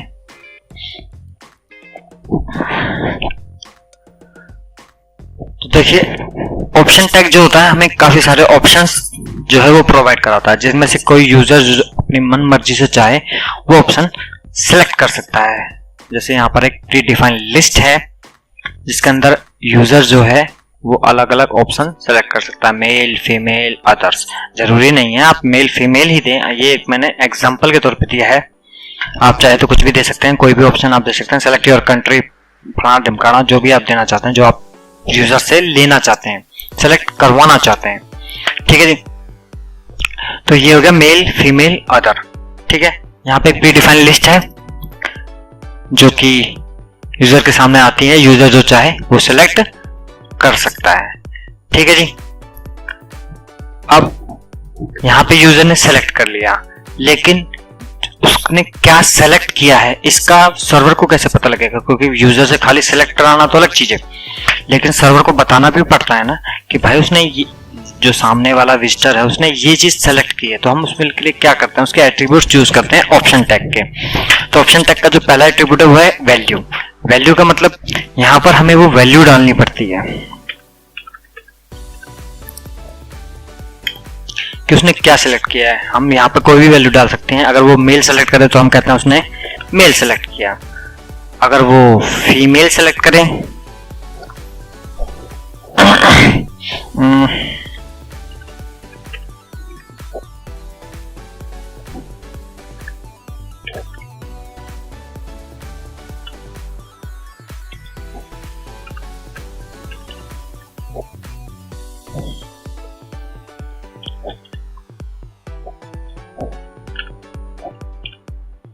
ठीक है जी, रिफ्रेश किया तो यहाँ पर जो भी वैल्यू वो सेलेक्ट करेगा वो वैल्यू जब वो सबमिट करेगा तो सर्वर के पास में वैल्यू एट्रीब्यूट के जरिए पहुंचा दी जाएगी कि उसने मेल सेलेक्ट किया है, फीमेल सेलेक्ट किया है, अदर सेलेक्ट किया है। आप चाहें तो इसको शॉर्टकट ले सकते हैं, अदर को OH कर दिए, फीमेल को FMF कर दिया, MA को MA कर दिया। इससे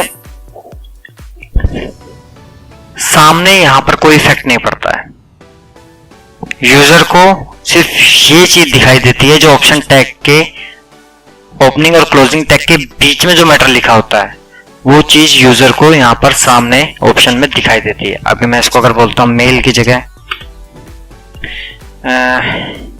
कुछ भी डालता हूँ, हेलो, कंट्रोल S में सेव किया, रिफ्रेश किया तो देख सकते हैं आप मेल हेलो दिखाई दे रहा है। मैंने यहाँ पे MA करा था तो ये MA जो वैल्यू के अंदर उसे नहीं दिखाई दे रहा है कि वैल्यू आगे क्या सेंड हो रही है। ठीक है जी, इसका नेक्स्ट एट्रीब्यूट है वो है सेलेक्टेड।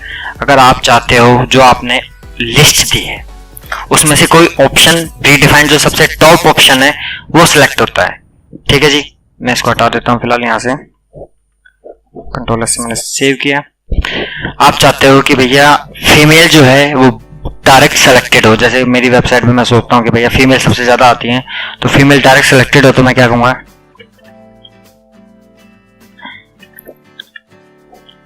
Save, refresh.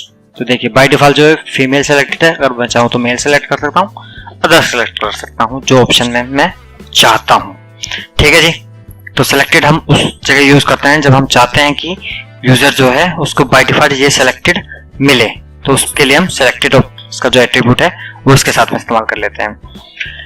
नेक्स्ट है disabled. Specified then option should be disabled, यानी कि कोई ऑप्शन आप चाहते हो आपने लगा दिया लेकिन आप चाहते हो वो डिसेबल रहे कुछ टाइम के लिए, जब तक आप चाहते हैं, तो उसके साथ में आप यूज करेंगे डिसेबल्ड।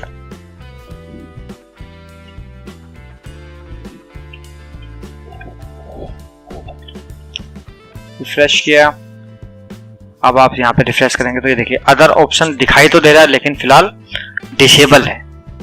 ठीक है जी, यानी कि वो यूजर उसे देख तो सकता है लेकिन उसे सेलेक्ट नहीं कर सकता है। अगर हम डिसेबल हटा देंगे तो अदर जो है वापस दिखाई देने लगेगा।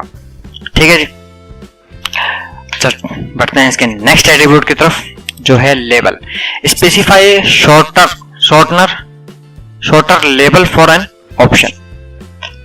अब यहां पर आपने एक वैल्यू यूज की है, अगर आप इसकी जगह लेबल यूज करते हैं तब क्या होता है। मैं इसी को यहां से अलग ही ले लेता हूं, मैं एक सेलेक्ट को मैं अलग ले लेता हूं यहां पर।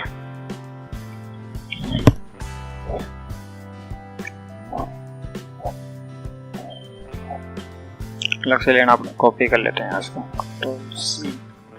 कंट्रोल से सेव किया, रिफ्रेश किया तो यहाँ पे देखिए आप दो ऑप्शन आ चुके हैं। मैं यहाँ से इनको फिलहाल हटा देता हूँ, कंट्रोल से सेव किया, रिफ्रेश किया तो यहाँ पर मेल सेलेक्ट हो रखा है। लेकिन अगर मैं यहाँ पर वैल्यू की जगह लेबल यूज कर लूं,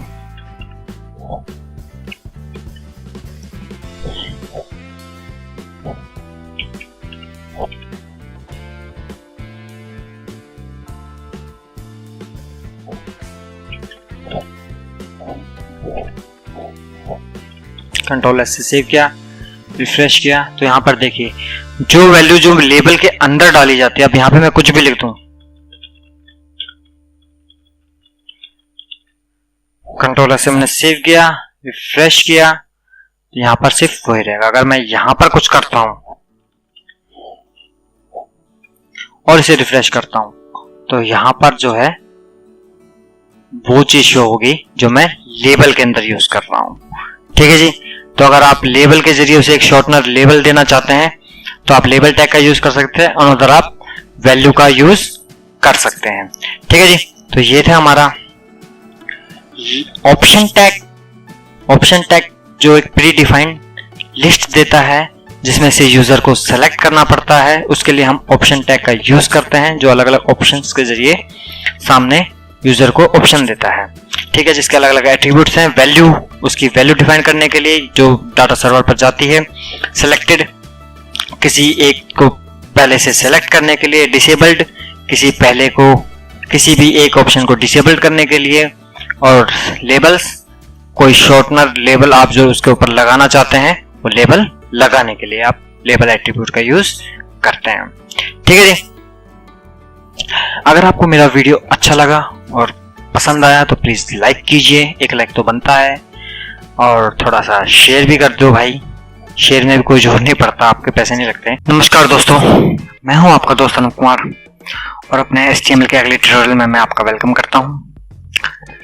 इससे पहले आपसे रिक्वेस्ट करूंगा, अगर आपने हमारे इस चैनल को सब्सक्राइब नहीं किया है तो प्लीज हमारे इस चैनल को सब्सक्राइब कर लीजिए, क्योंकि इसमें कंप्यूटर, इंटरनेट और मोबाइल से related tips, tricks and tutorials मिलते हैं जो बिल्कुल फ्री होते हैं, और सब्सक्राइब करना भी बिल्कुल फ्री है, तो आप हमारे चैनल को सब्सक्राइब कर लीजिए। ठीक है जी, चलिए आगे बढ़ते हैं। अगला जो हमारा टैग है वो है HTML का object tag. The object tag define and embedding object with in HTML document. Use this element to embed multimedia like audio, video, Java files, ActiveX, PDF and Flash in your web page. You can also use the object tag to embedding another web page into your HTML document. यानी कि जो object tag जो है वो ज़्यादातर हम किसी चीज को एम्बेड करने के लिए, अपने वेब पेज पे जोड़ने के लिए, लाइक जैसे कि ऑडियो फाइल है, वीडियो फाइल है, PDF है, फ्लैश फाइल है, या फिर किसी दूसरे वेब पेज को हम अपने वेब पेज पे जोड़ने के लिए इसको यूज करते हैं। ठीक है जी, चलिए इसको प्रैक्टिकली देखते हैं। तो सबसे पहले हम क्या करेंगे, हम डालेंगे यहाँ पर ऑब्जेक्ट,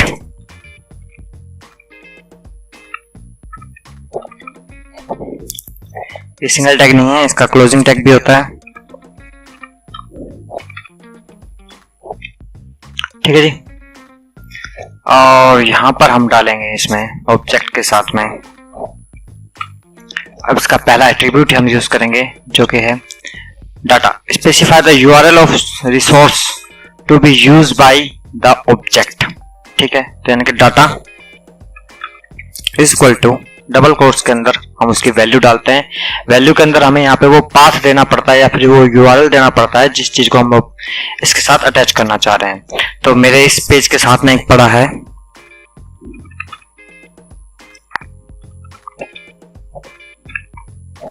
एस से, मैंने इसको सेव किया और मैंने इसे रन किया।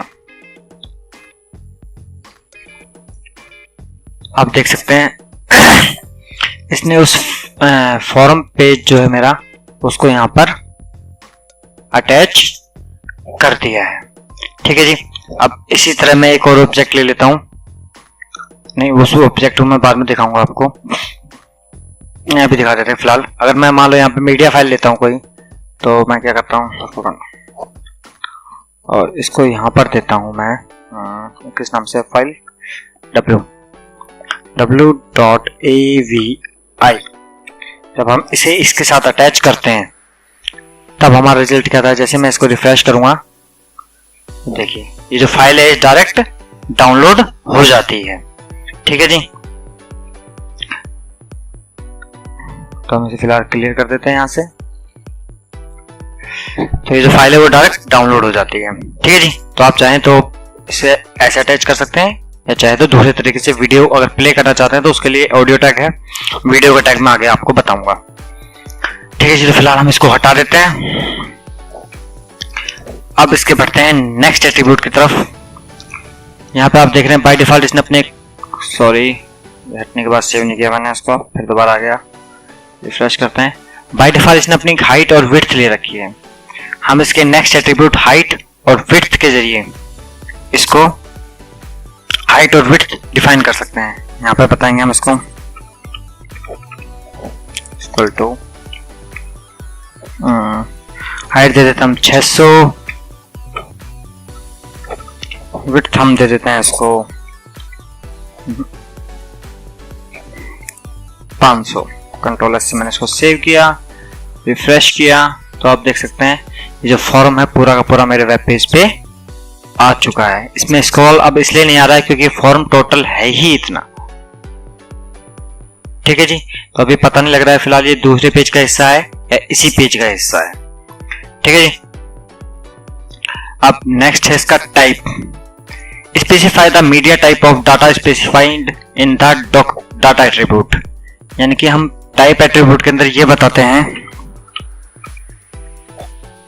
कि जो हमने ये जो अटैच किया है ये क्या है। तो हम बताएंगे भैया एक टेक्स्ट फाइल है ऑब्लिक HTML के अंदर एक टेक्स्ट फाइल हमने अटैच की है। ठीक है जी। इसका यहाँ से कोई फर्क नहीं पड़ता है, लेकिन जो सर्च इंजन जब हमारे इस पे वेब पेज पे आते हैं तब उन्हें पता लगता है कि जो फाइल है उसका मीडिया टाइप क्या है, जो हमने अटैच किया है वो किस टाइप की है, जो टेक्स्ट है और HTML डॉक्यूमेंट है। कोई वीडियो अटैच करते हैं तो हम इसको वीडियो उसका फॉर्मेट नेम देंगे, कोई JPG अटैच कर रहे हैं या ऑडियो अटैच कर रहे हैं तो ऑडियो ऑब्लिक MP3 है क्या है वो हम उसको बताते हैं। चलिए जी नेक्स्ट बढ़ते हैं। नेक्स्ट है फॉर्म।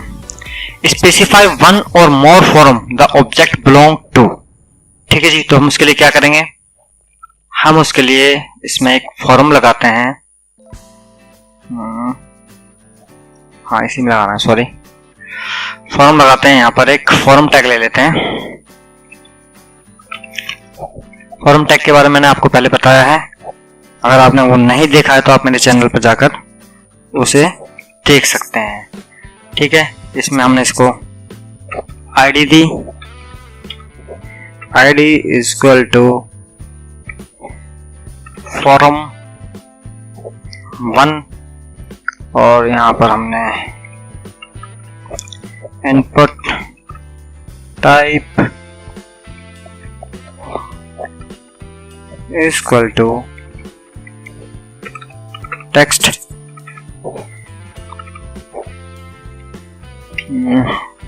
क्लोज, और यहां पर input type is equal to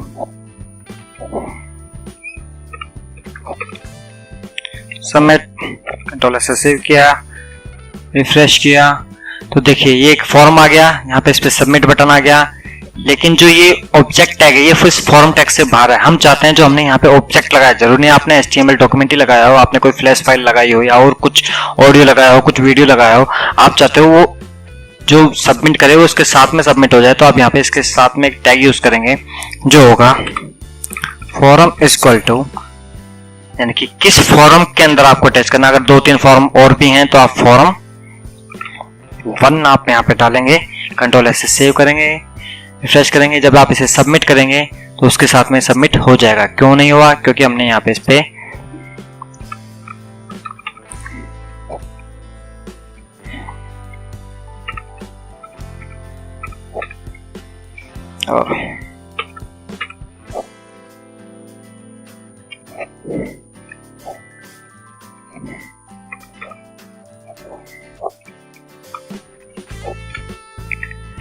refresh किया, then submit.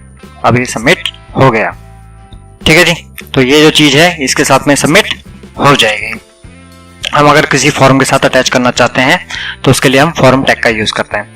Name, specify name for the object, यानी कि आप इसके जरिए इसको कहीं कॉल करना चाहते हैं, इससे किसी डाटा को किसी जरिए भेजना चाहते हैं, PHP में से कॉल करना चाहते हैं, तो आप उसके लिए नेम एट्रीब्यूट का यूज करेंगे। और नेम एट्रीब्यूट के साथ में आप उसका नाम देंगे, यहाँ पर जो भी आप इसका नाम देना चाहते हैं जिसके जरिए आप इसे वहां पे कॉल कर सकें। जो भी आपके ABC XYZ जो भी आप इसका ऑब्जेक्ट का नाम देना चाहते हैं वो यहाँ पर आप उसे दे सकते हैं।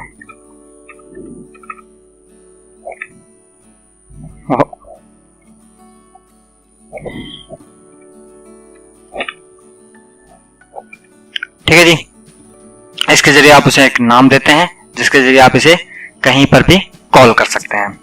ठीक है, उसके बाद है use map. Specify the name of client side image map to be use with the object tag. तो ऑब्जेक्ट टैग के जरिए आप क्या करते हैं, आपने कुछ से एग्जांपल के तौर पर मैं यहाँ पे कहता हूं डाटा इज इक्वल टू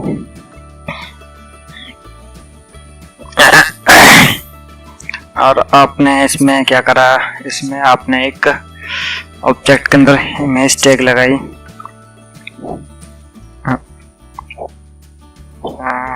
क्या नाम है उस इमेज का यहाँ पे जो पड़ी हुई है, new dot G. Control S से मैंने सेव किया, रिफ्रेश किया, तो ये देखिए हमारी इमेज भी इसके अंदर आ गई है।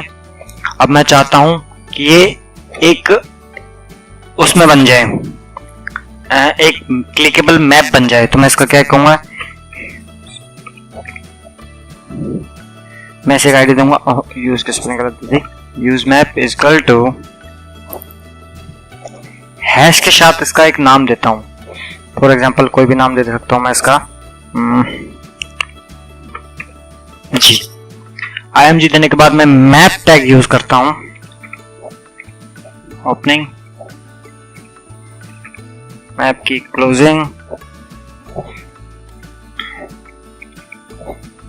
क्लोजिंग और मैप में मैं इसका नाम दूंगा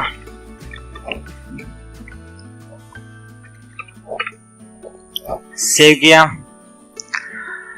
फिर मैप के अंदर मैं इसकी कोडिंग करूंगा, वो कोडिंग किस तरीके से होती है मैं मैप टैग के बारे में आपको, उस चीज के बारे में आपको मैप टैग और एरिया टैग के बारे में मैं आपको ऑलरेडी पहले बता चुका हूं कि एक इमेज को क्लिकेबल एरियाज के साथ में एज ए मैप कैसे बनाया जाता है, वो एरिया टैग और मैप टैग का यूज करते हुए मैं आपको उसके बारे में ऑलरेडी बता चुका हूं।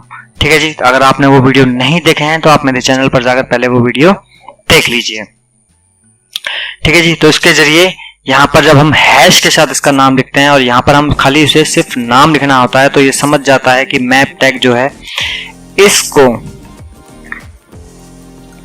यानी कि जो ब्राउजर है वो चाहता है, यानी कि सॉरी ब्राउजर का नाम है, जो क्रिएटर है वो चाहता है कि जो इमेज हमने अटैच करी है वो क्लिकेबल एरियाज के साथ में हो जाए, यानी कि यहाँ पर अलग की लिखो, यहाँ पर अलग की लिखो और यहाँ पर अलग की लिखो। यहाँ पे ये फिलहाल सिंपल इमेज है, इस पर कहीं भी क्लिक नहीं हो पा रहा है।